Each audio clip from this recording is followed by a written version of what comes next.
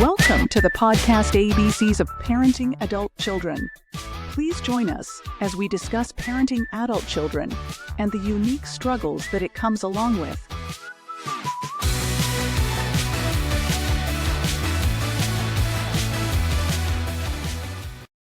Hello, and thank you for listening to our podcast.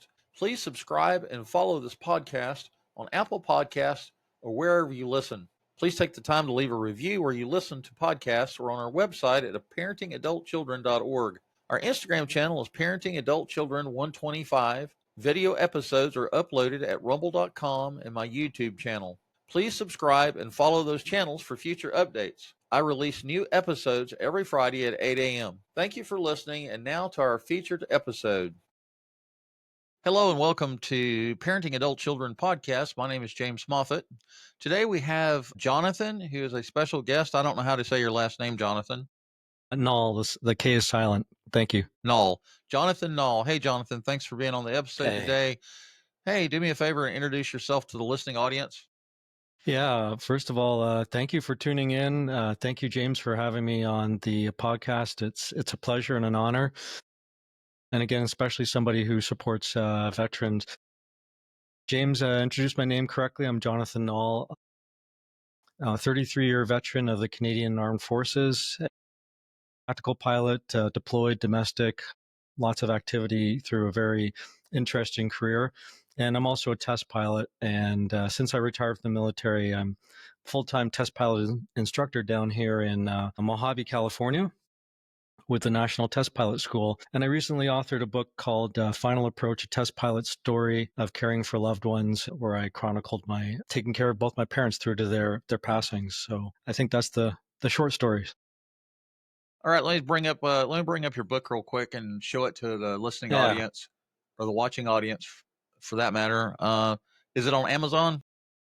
It's on all venues. There's also my website, finalapproachbook.com. It's one word, finalapproachbook.com, but every venue has it, very widely distributed. It launched, it's only been 3 weeks now. Early June, we launched it, and it's self-published under my own publishing company. And yeah, very, all right, let me share proud. This real quick.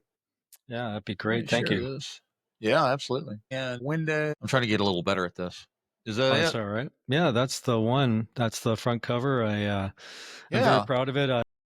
The pictures that are inside near the back are, for the most part, mine. I'm an amateur photographer too. So the one on the front is my hand and my mom's about a year before she passed. I selfied it on film, and I still shoot film. And so we made that the cover, the collective we, but again, I self-published. So yeah, very proud of that. So the Jonathan's website, I'll get this out here in a second. Sure, yeah. Is finalapproachbook.com. It says a moving memoir about balancing life and caregiving with love, loss, and resilience. And there was two things about your profile I really loved. One is that you are a veteran. And number two, your book probably talks about grief and probably talks about caregiving. And self-care is a topic, or it's a reoccurring topic on our podcast. And so that's why I reached out to you, or you reached out to me, and I was like, yeah, that's perfect match.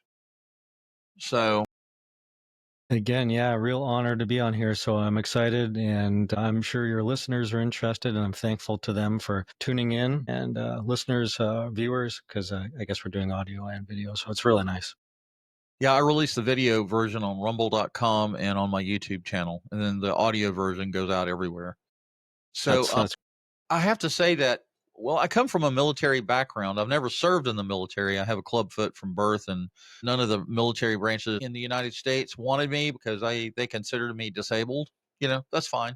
I did my part. I registered for the, whatever they call it, the draft or whatever.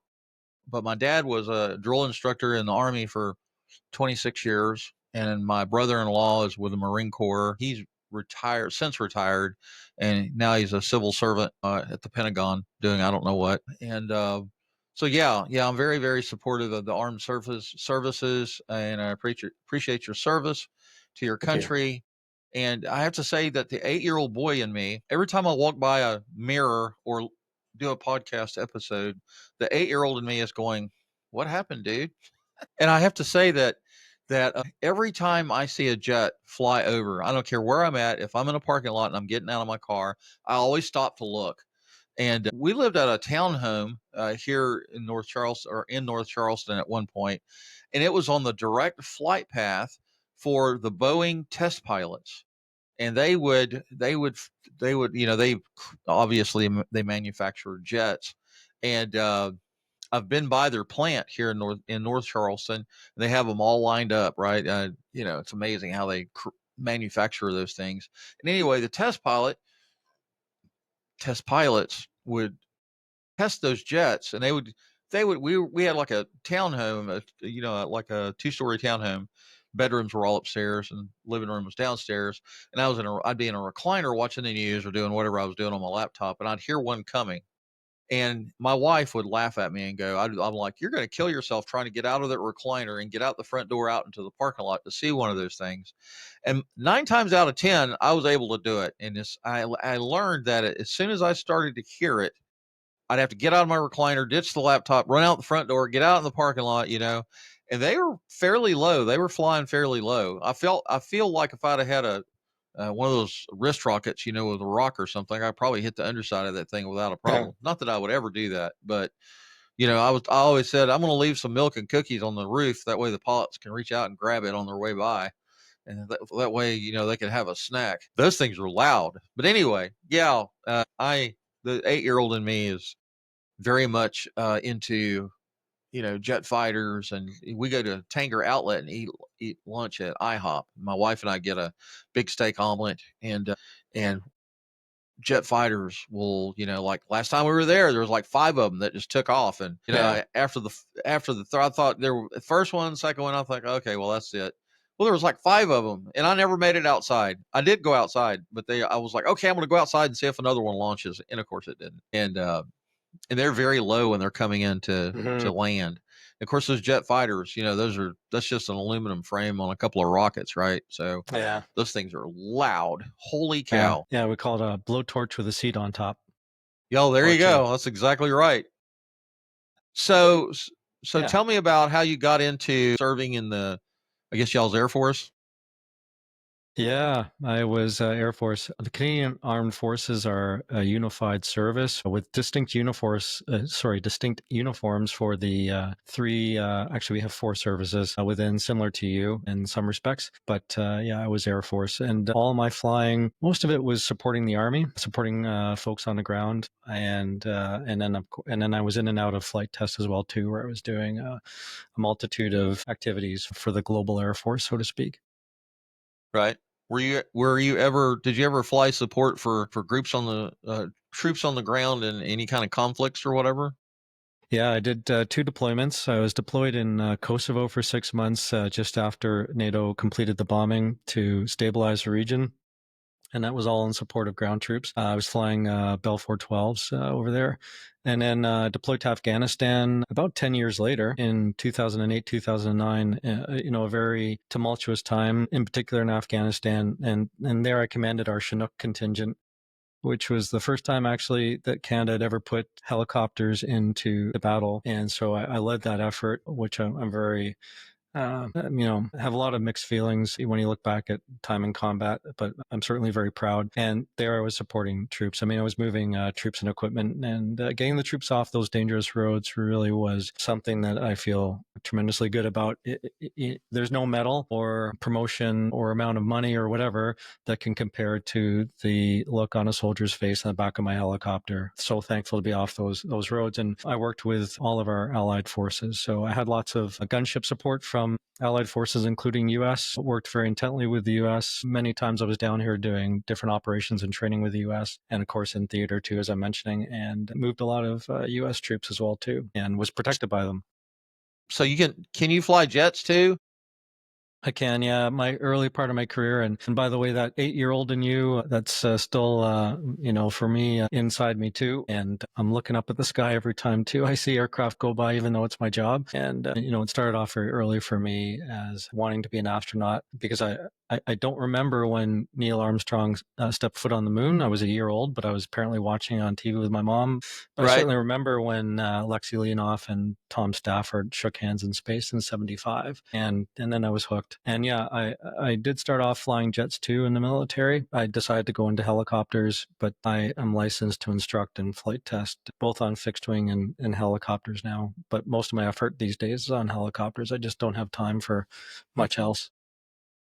I have always been impressed with people that are able to get their pilot's license, and everybody loves Top Gun, and I've seen the first one and the second one, and it's just incredible, the training and the mental acuity that you must have to, and you have to be physically fit too. I probably wouldn't, as big as I am, I probably wouldn't even fit in a cockpit, right? So you have to be, fit, thin and trim, and those cockpits are not made for 300-pound people, right? Well, I have to stay fit all the time. I mean, it's a strenuous job. It's particularly demanding. It's not only the cockpit vibrations, the size of the cockpit. There's a lot of stresses that we deal with. Just for me, teaching flight test and flight test Oh, alone sure. I'm sure. is very risky. But when you have to hand the controls to a student, that ups the ante, so to speak. And out here in Mojave, we deal with extreme temperatures too. It's a desert. It gets Right. pretty hot, so the engines don't perform particularly well as it gets hotter. So yeah, So what do fitness you is really important. what do you tell the student when you give him the controls? Are like, look, don't kill me, please don't crash the plane.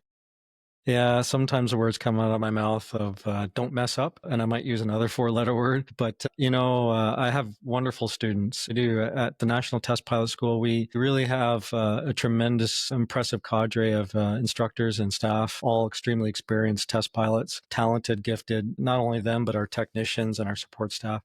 And then the students we get high-quality students. So I really have good faith in them. But yeah, but they're learning, so you have to be very close on the controls when you hand them over, and yeah. I would imagine that there's a lot of difference between teaching your 17-year-old daughter how to drive a car versus teaching somebody how to fly a helicopter or a jet fighter or something. You're like, it's a world of difference. And I can imagine that the student themselves, the trainee, is probably already nervous as a cat on a tin roof anyway.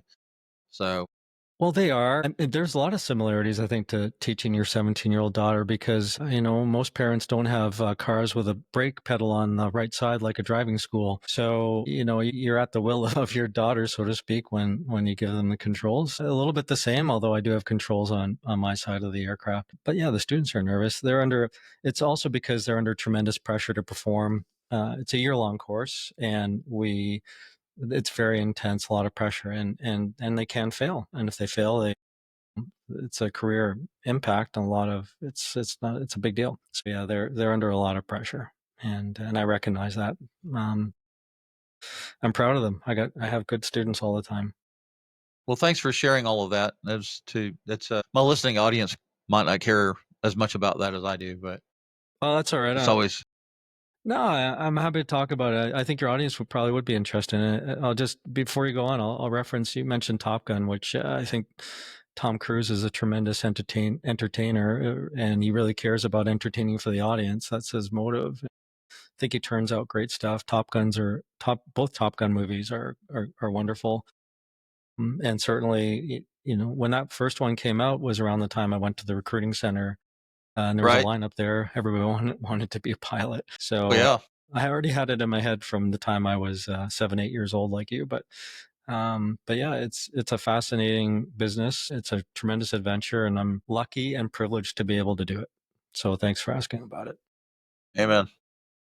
All right, so let's switch gears a little bit and talk a little bit more about parenting adult children and self care and caregiving and taking care of loved ones. And I know your book is about. You mentioned that you took care of your mother. And that you have content in your book about, I guess, as you were taking care of her and leading up to her passing on or whatever. I'm just assuming that. I haven't read your book yet, but talk a little bit about how you transitioned into that role. Yeah, these things don't come by as choice, I would say, by and large. And that was one of the reasons why I wrote the book. People end up caring for a loved one very seldom by choice. It happens. And it's a very hard go. So the book, I took care of both my parents through to their passings. And it's very hard to caregive. And I wanted to make it a good guide and something that was interesting. So I have told the story of caring for both my parents through their stories as well. And both of them had extraordinary lives. My father was a Holocaust survivor. He was Polish and survived as a teenager, both internments at Auschwitz for a year and then Dachau, and lost his entire family, save a half brother, and then came to Canada as a refugee. My mother, who was British. They were born in the same year, 1923. She lived through the whole bombing in London. At age 16, she went down to Dunkirk and helped out with the evacuation, just got on a boat and helped out like many civilians did. And her, at such a young age, was a breadwinner for the family, emigrated to Canada as well, and that's where my parents met. So, on that alone, they had these extraordinary lives I wanted to tell. And my mother was a particularly extraordinary character. My father was a Renaissance man. I could talk about them all morning. And me, I have this career as a test pilot. So I saw a platform to talk about caregiving based on 3 lives, and I made an interesting read out of it because there are wonderful, amazing caregiving books out there, but I really wanted to make something that was compelling. And the other thing was I decided to be vulnerable. In my business as a test pilot and in the military, showing emotion, being vulnerable, that's not the norm in my business. Right. But I'm a really very sensitive person. I cry at movies, and I'm happy to share that. I don't care. And I saw an opportunity to be vulnerable too, and I wanted to do that because while the book is about me, my family, it's not for me. It's for the reader. And caregiving is just darn hard. So I brought all that together with that vulnerability so that I could help folks. And that's why I also did the website that we mentioned earlier. And where I'm building this network where I share tips and thoughts that I hope will help people in caregiving, because it's a lonely road and you're not alone. I certainly want to get a copy of that book. I bet it's going to be an incredible read. And I hope my listening audience, if you're listening or watching this, I would encourage you to get a copy of it off of Amazon as well. And it's a resource that you can read yourself, and you can also loan it out to friends and family. Caregiving, especially when it comes to parents, some children, they just opt out to put their loved ones in a care facility, or a retirement home or whatever, and then go visit them once a month, right? And for those people that do that, can afford to do that, and that's the path that they choose. There's nothing negative about that. That's as long as your loved one is getting adequate care, right, and you're not just dumping them off and forgetting about them, right? But I think there's a different aspect of being hands-on and spending quality time. Obviously the burden to the family is tremendous, right? You can't one child, unless you're an only child, one child can't be expected to foot the entire burden, right? And I don't know if you have sisters and brothers that were able to help you on that journey, but if it's a huge burden, and it's maybe burden's not the right word to use. It's a huge responsibility, right? And so I don't know your story on that aspect. Were you the primary caregiver, or how did that all work out? Yeah.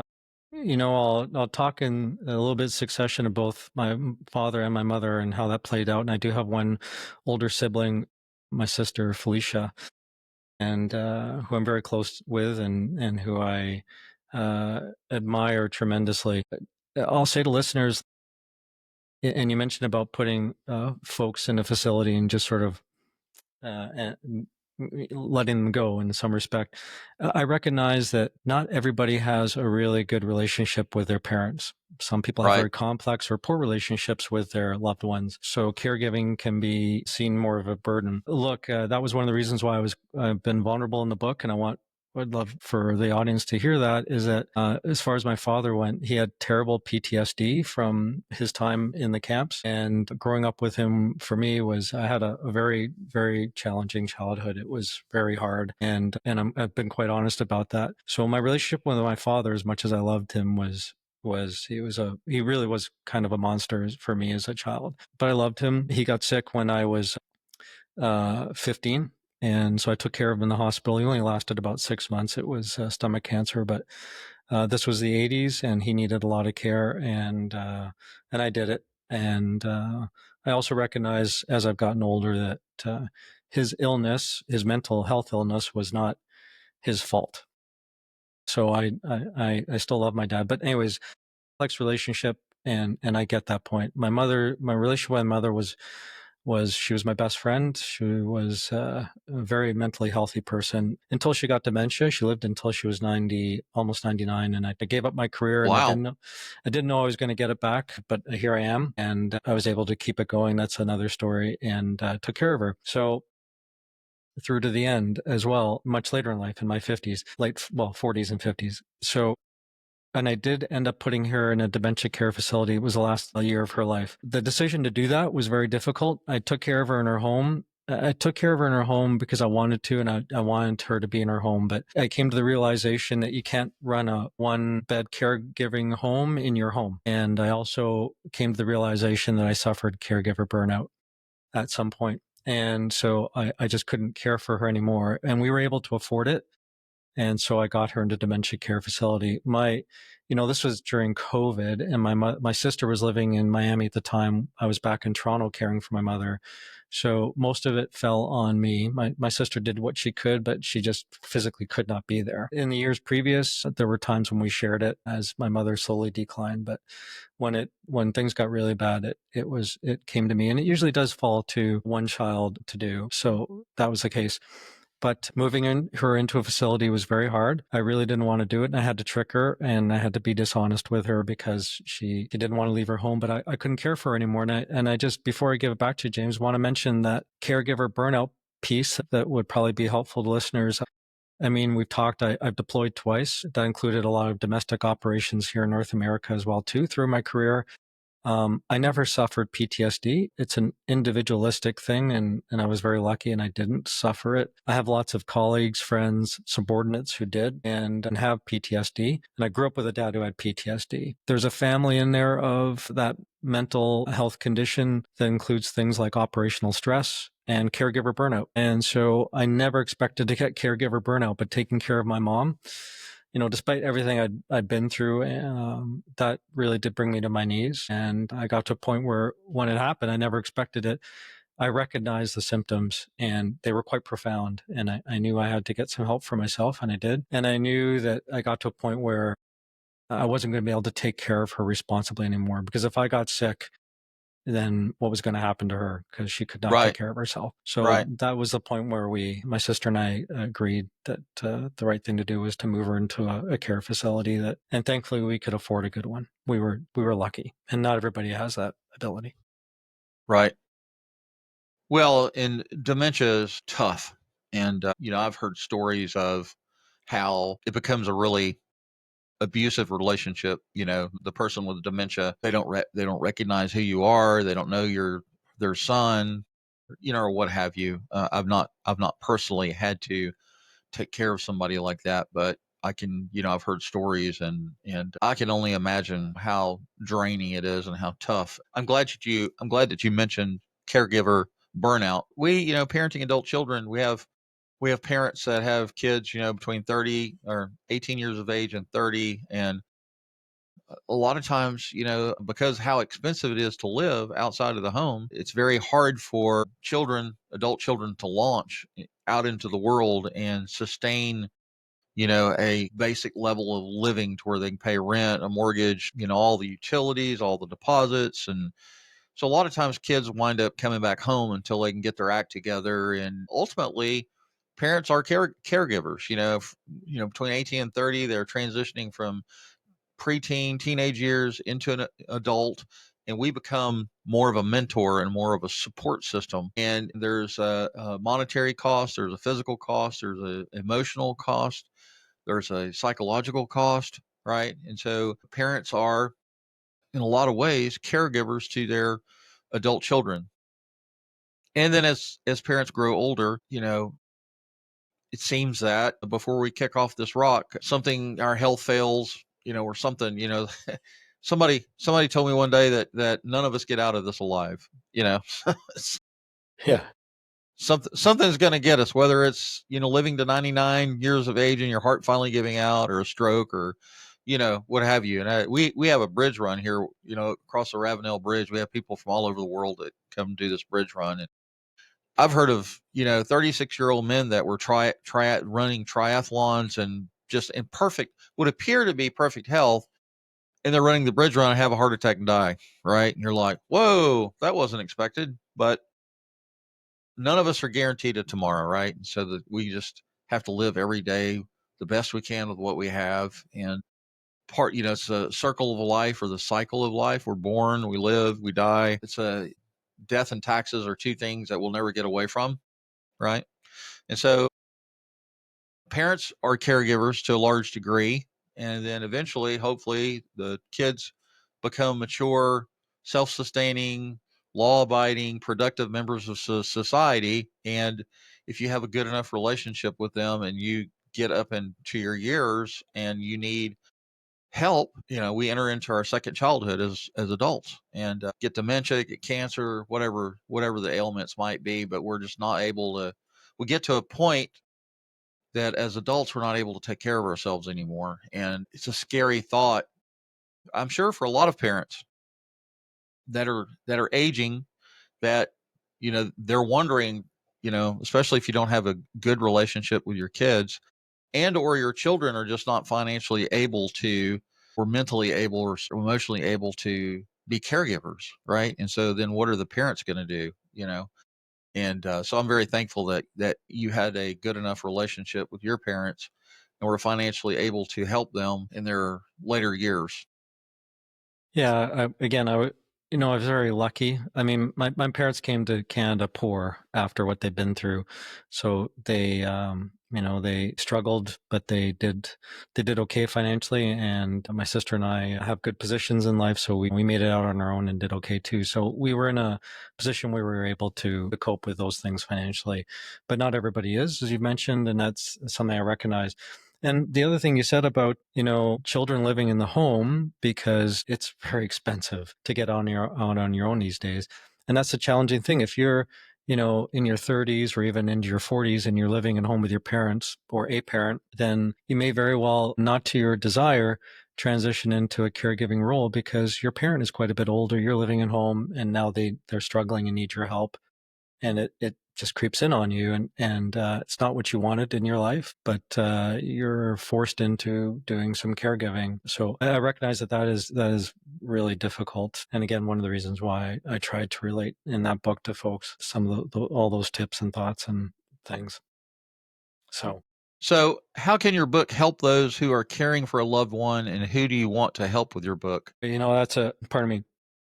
That's a great question. It really is anybody who's caregiving. I want there to be a resource that they can turn to. So anybody who ends up in caregiving, I'd really like to help in that way. And that's what the book does. The book, I made it interesting. I know I did, by linking these 3 lives and talking about it and I go back and forth in history to do that. And also, I have to look again. I think I have 150 or 200 footnotes in the back, and a very extensive bibliography. The point being that it gives a really, really good resource to people should they want to get more. And I wanted it to be there at their fingertips. So anybody who falls into caregiving, I want to give that help. But I also think that the book offers, just for anybody, good material on decision making. I've got a whole chapter on decision making. When you have to make decisions in caregiving, it's really tough. And of course, I have a lot of training experience in decision making. That could apply to anybody, whether you're caregiving or not. And I talk about mental fitness too. And I use that term mental fitness instead of mental health, because certainly, as I mentioned, my mental health got compromised through caregiver burnout. But all my life, and I learned this in the military, and we all face stressful things in life. I mean, I'm talking about caregiving and flight test, and those are particularly stressful, but we all face stressful things in life. And one thing I've practiced and I learned in the military was mental fitness. And that's just like physical fitness. I mean, I go to the gym to stay fit, not because I'm sick, but to stay fit so that I'm better able to cope with life and enjoy life and not get ill. There's things you can do for yourself too to stay mentally fit. And doing those things does not mean that you're mentally unhealthy. It means you're taking care of yourself. So promote some of those things in there too. Really, those things could help anybody, but really my audience is, hey, I'm caregiving and it's not what I plan to do and I don't know what to do. Because there's the thing, when you get struck with caregiving, things come up one at a time and you start networking with friends and colleagues. You're like, hey, this happened. I think I need to see a doctor, or I have to take care of my parent in this way. I don't know what to do. And then you just do it bit by bit, and it's not easy. It's really hard. So that's where I wanted to group all those things together and sort of make it a bit easier. And also that's why I am developing this network through my website where I can offer people resources. Yeah, that actually segues into the next question. It says, can you tell us about the caregiving network you're building through subscribers to your website? Specifically, your newsletters always finish with, "You're not alone." What do you mean by that? Well, first of all, caregiving is a very, very lonely road. You can really get trapped into thinking I'm on my own, and can be so incredibly frustrating.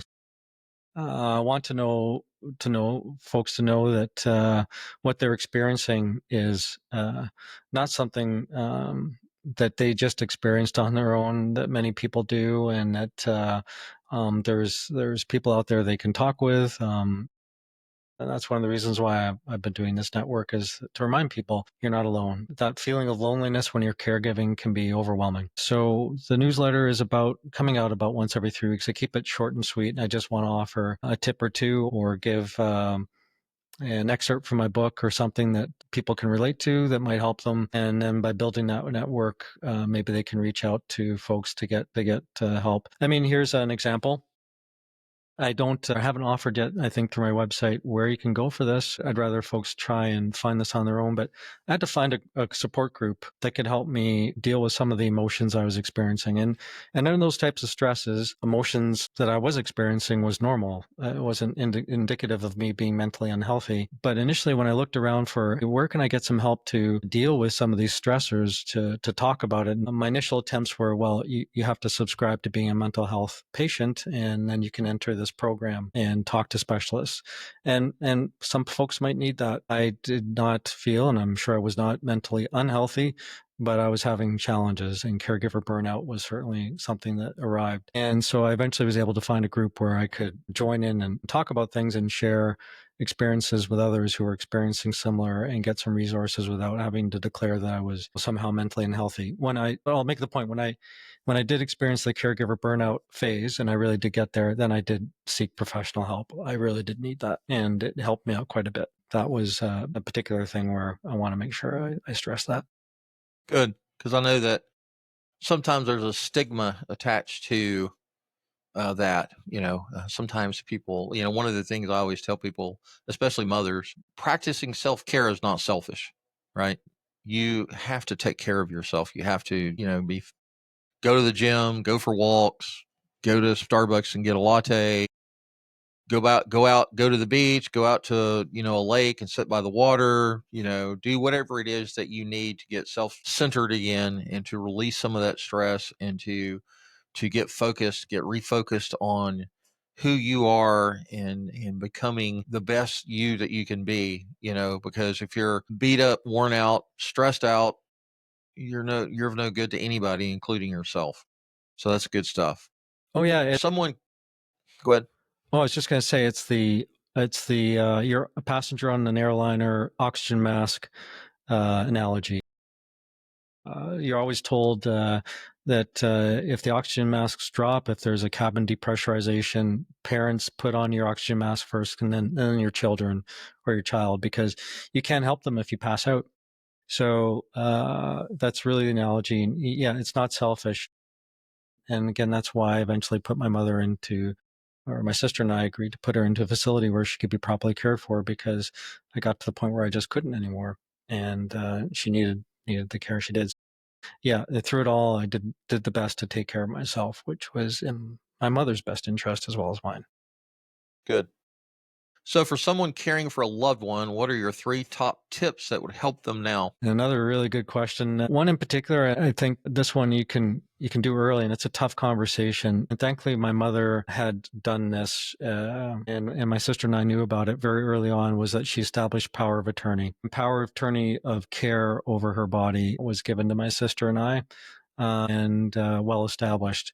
There's lots of people, that's a difficult conversation. People don't want to have it. I understand that. The problem is when there is no power of attorney established, then care, depending where you live, whatever country or whatever state, falls to the government, falls to some entity, family member. If there's no power of attorney, somebody has to make decisions. So it's decisions, and it's not going to be a family member, very likely.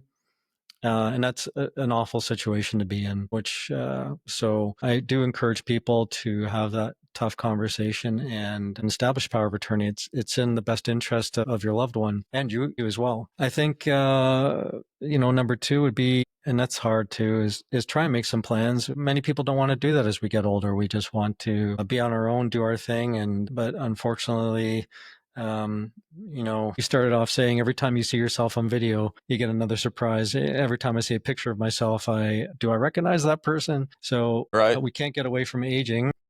I'm fit, but I'm not 18 anymore. And so we all decline as we get older. Some planning would be a good thing to do if you can. It's helpful. And I think I hadn't really thought about the number 3, but if I try and pull something, if I try and pull something off the top of my head, I think it's to try and recognize emotions objectively.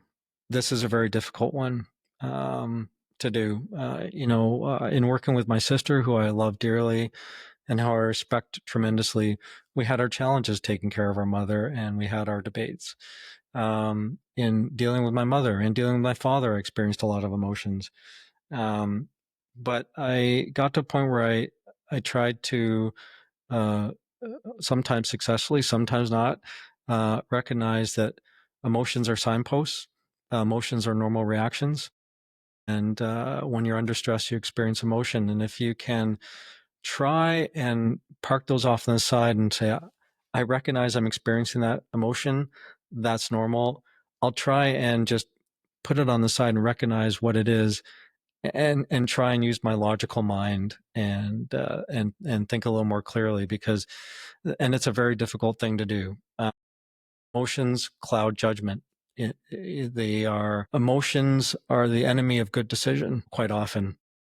Right. Sometimes they're the friend of good decision too, but they can very often be the enemy of good decision. It's dealing with emotions and trying to recognize in many cases that experiencing emotions under stress is normal. It's how we deal with that we struggle with. And so if I could give a top tip, number 3, I'd say do the best to step outside of yourself. Not easy to do. Right.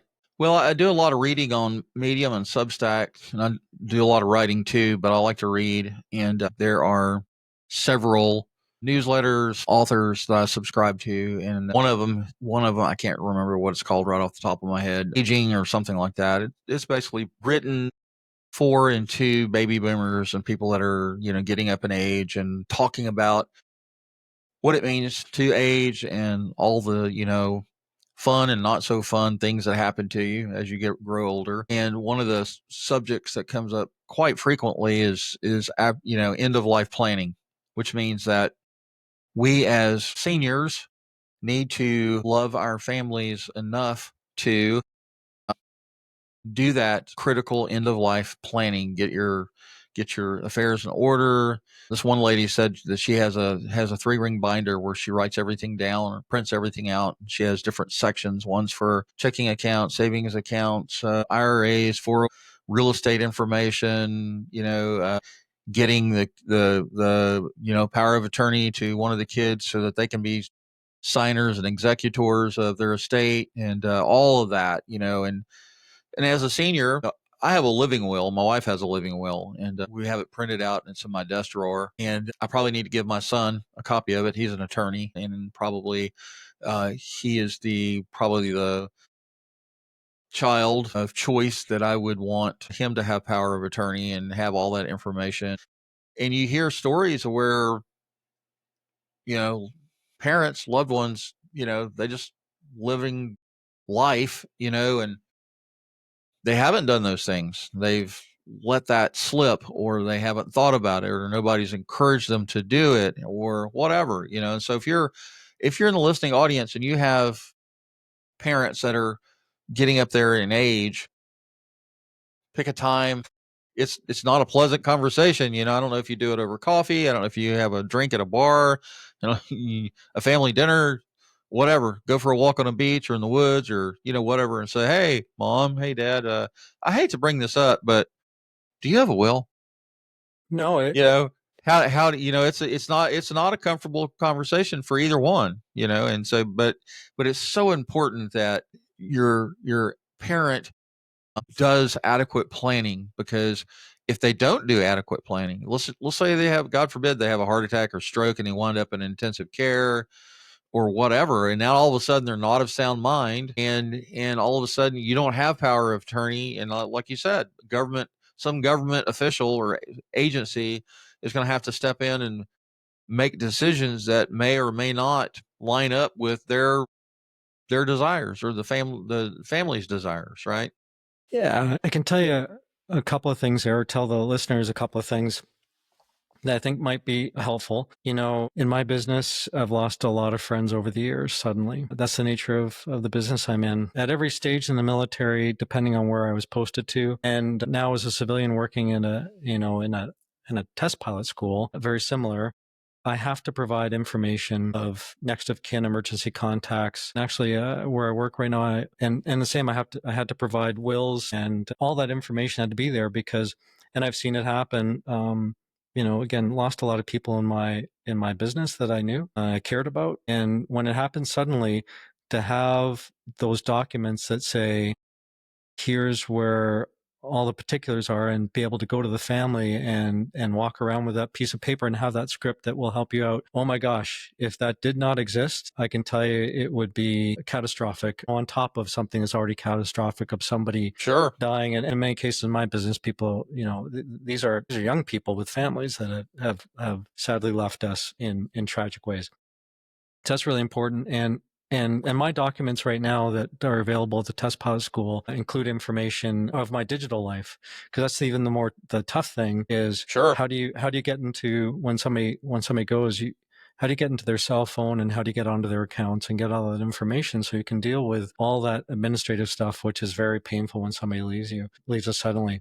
But the other thing, I wanted to give an example with my mother, because my mother, as I mentioned earlier, did a lot of planning, made sure power of attorney was established, made sure her will was well established over many years. That information was given primarily to myself, offered to my sister too, but she just was busy and she was like, don't worry about it. So, but what happened was, when my mother got dementia, my sister said, I'd like to see the will. And I'm like, absolutely, here it is. And there was a surprise in there that caught us both. I didn't expect it. And the surprise, I'm not talking about a financial item, but my mother had planned her internment, and she thought she had done it carefully, but she had made a critical error that we had to deal with, and we dealt with it successfully, but it was tough. So if I can probably get it out in a minute or two, if that's okay. Yeah, go ahead. Try and give the story quickly, but my mother had said, look, I want to be cremated. The lawyers over the years had challenged her a couple of times and said, are you sure? And she's like, yep, when I die, I want to be cremated. And so it had been revisited a number of times in her will, and it was there. The problem is, I come from a Jewish family, and both my parents were Jewish. Jewish law, by and large, does not allow cremation. So we had a problem. I knew that my mother wanted to be cremated. I'm not a religious person. That's what she wanted. Good, fine. I was going to honor it. My sister did not see it that way. And she had the right to feel that way. Absolutely. My mother had also planned and paid for a burial or to be interred next to her husband or father, but that plot did not allow cremated remains to be buried. It had to be a body. So we had a problem. How were we going to resolve that? And my feeling was, let's do what our mother wanted. It's in her will. That's her will. Let's go for it. My sister was like, I can't accept that. This was in we discovered it about, we didn't know how much longer our mother was going to last, but it was about a year and a half before she died. So I said, let's talk to her and see what she really wants. How can we do that? She's got dementia, and that's such a difficult topic. I'm like, let's do it. So, we got together with our rabbi. We had to do this during COVID. My sister was in the States. I was in Toronto with my mom. It was like I'm talking to you, James. We had the rabbi joining virtually, and we went through this. We had to do 3 meetings. We did it very, very carefully. We approached it in a very compassionate way. But we got to a resolution of, Mom, you paid for a burial site. Part of the family would prefer that you just be buried. Are you okay with that? A really hard thing to talk about. We did it. Oh yeah, not I'm sure. Quite that coldly as I just came out with it, but we did it in a very compassionate way, and we had to find creative ways to communicate because my mother had dementia. But on an emotional level, she was pretty clear, and we got to a resolution where she said, if you guys I'd like to stay around as long as possible. I hope to live until I'm 200. That was her mind at the time. Oh, absolutely. But if this is what you would make everybody happy, go ahead and do that. And then when the day came that my mother died, which is a very emotionally challenging time when you lose somebody, no matter how old they are. Right. We had a plan that everybody agreed upon, including my mom, who had just left us. And so we happily, and I say that in a careful context, we lovingly and happily put her to rest as a body in a coffin, buried it where she agreed to be. So, but that was very difficult. So I tell that story if that might be helpful to folks to give you an idea of those challenging topics. No, and nobody looks forward to checking off this rock, right? We all want to live, happy, fulfilling lives physically and mentally, but we all know that what's that movie? Something Destinations. I forget what it's called. Something about, Which one was I forget that? what it's a what was movie the plot? about. The plot was where these young adults, teenagers, preteens, whatever, they kept defeating death. Like, and they it was called Something Destinations. But anyway, ultimately, even though they cheated death, eventually they came to their own demise too. And I don't remember. I think I watched there were several of them. I watched the first one, like, I don't know, 2 decades ago or whatever. But I say all that to say that, we all want to live as long as we possibly can. We want, it's like I told my wife, I'm like, look, if I get to the point, if I have a stroke or, I'm, drooling on myself 24/7, just take one of the guns out of my safe and just put an end to it, because I, I'm not going to be happy. I'm not going to, I'm not going to be cognizant of what's going on around me. And nobody wants to be a burden on their loved ones. And of course she would never do that. But, I think in my living will, I basically say that if the situation I'm in, if the doctors are able to apply life-saving measures and bring me to a point where my quality of life is adequate, then yes, do that.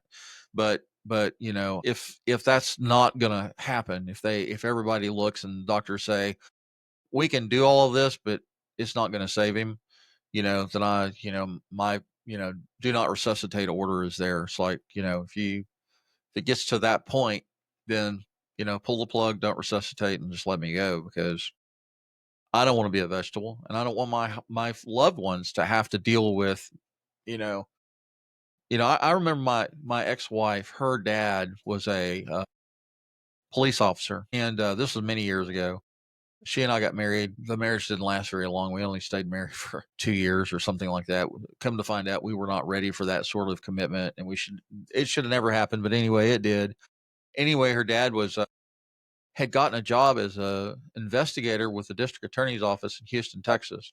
And I think the day of or the day before he was supposed to take on that new role, he had a stroke, and it did a lot of damage. And he was in a bed, in a hospital bed at his house for, I think, something like 3 years. He never came out of it. He was not aware of his surroundings. And so her family had to, you know, they became caregivers, and I remember taking my, that time, my ex-wife over to his house, and her mom and him, she was taking care of him basically. And I remember, how difficult, just from the outside looking in, I could tell how difficult that situation was. So yeah, it's just so important, so critical that, our loved ones are prepared, and have the wills in place, and, do not resuscitate, or I want to be cremated, or I want to be buried. And,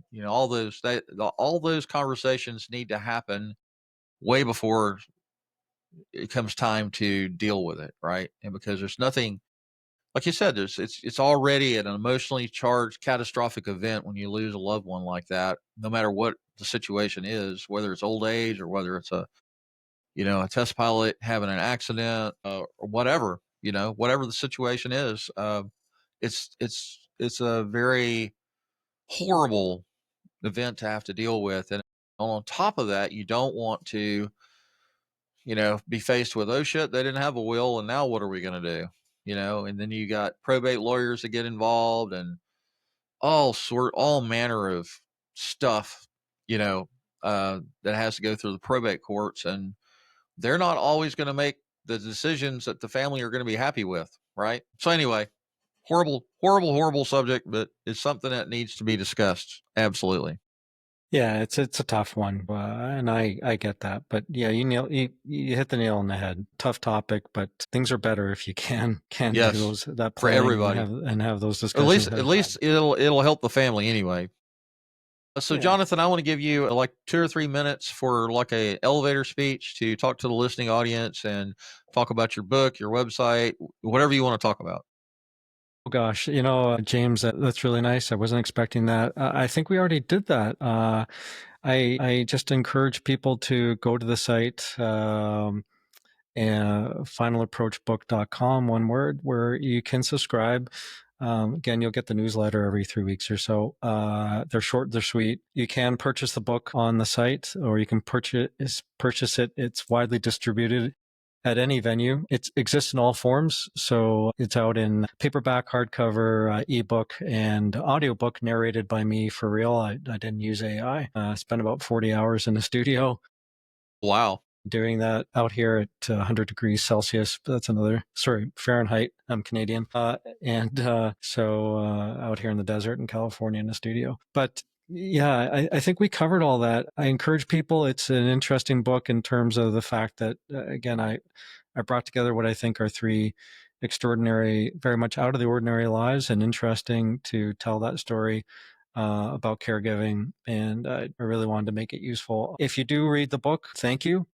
And please leave a review anywhere, your favorite vendor or on Goodreads. That's very helpful, and that helps build this network to remind people that are caregiving you're not alone. So again, I think we covered it, James. So thanks for the elevator opportunity, but I think we touched on everything. Well, I will say we've had a very serious conversation, one I've very much enjoyed, mind you, but the book has its sense of humor in there as well, too, because my mother was a cross between Queen Elizabeth and Betty White, and she had a very witty sense of humor. So I introduced things in there to keep it rolling. So you'll find that in the book as well. That's awesome. Well, my passion is for parents, and because my wife and I, we've been married 35 years. We have 4 children. Wow! Congratulations. It's fantastic. Fortunately, 2 of them have already gone. Oh, I'm so sorry. But I still have 2. One's an attorney, and downtown Charleston. I have a daughter that is still trying to find herself, I think. Love her to death. But anyway, so yeah, I always like having these tough conversations about caregiving, because, we all eventually, no matter what stage of life we're in, whether you're a parent or whether you're the child, you're going to be faced with caregiving maybe even both sides of the fence, right? So thank you, Jonathan, for being here and for sharing your heartfelt story. Some of it was probably not very easy to share. Thank you for your being vulnerable and telling the story for our listeners. And to the listening audience, I want to say thank you for the privilege of your time. Thank you for listening to the podcast. If you would, if you're on Apple Podcasts and you listen to an episode, you can right there on the app on your phone or your computer or tablet, you can just leave a review. I would highly recommend that you go to Jonathan's website, and if you can, order the book, ebook, hardback, paperback, however you want to do it, and read it and pass it along to a loved one so that it can help them as well. Come out with a video episode that'll be uploaded to rumble.com and to YouTube. And you can just search for James Moffitt and you'll find it. And the audio version goes to Buzzsprout, which has an RSS feed that goes out to Spotify, Apple Podcasts, iHeartRadio, Public Radio, and several other ones that there's like a whole list of podcast hosting providers that host your RSS feed. You can almost not get my podcast or your book because it's everywhere. It's all over. It's all over the internet. It's going to outlive all of us. It'll be there for eternity. As long as there's an internet and as long as Skynet doesn't actually happen and take out the world, right? So anyway, bye-bye, everybody. Thanks, Jonathan. Thank you very much, James. Thank you. Real pleasure. And thank you again to the listeners and viewers. Real pleasure and an honor to be on here. Thank you. Please tune in next week for another episode of our podcast on parenting adult children.